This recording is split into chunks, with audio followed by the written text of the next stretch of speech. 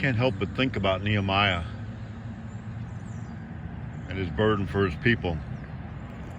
He must have had a pretty cushy job. He worked in the palace, but he literally put his life on the line so he could go check on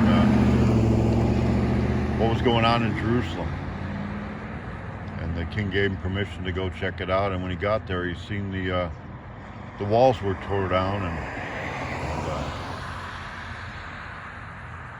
he made a plan and was persistent to build them walls back. I think about the word when it says the sins of the fathers are visited on the second and the third generation. That's the situation. That how do you fix that? In this country, since the 30s and the original Humanist Manifesto, there's been an organized effort to take our Creator God out of education, out of society, out of everything that we are, and to replace it with a secular humanism. The walls have been torn down. The family has been destroyed. But God still has his remnant.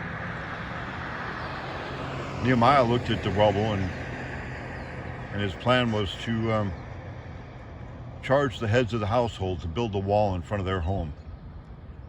Not to worry about the neighbors, to do their own work, to build a wall in front of their own home.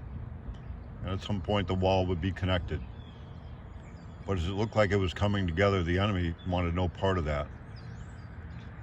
It became necessary that they work with one hand and had the other hand on the sword. The sword we have is not a physical sword, but it's the sword of the Spirit, the Word of God.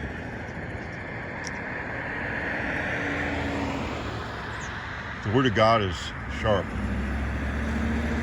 like a double-edged sword, able to separate bone from marrow.